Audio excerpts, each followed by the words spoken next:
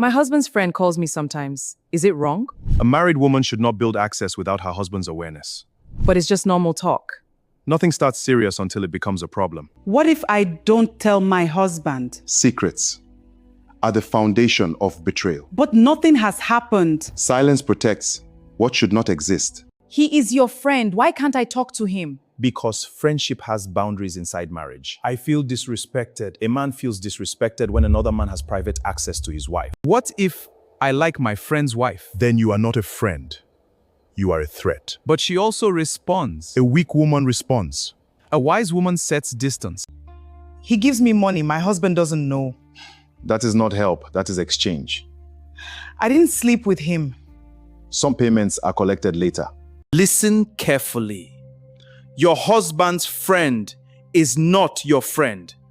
And men, never test another man's home, it will destroy yours.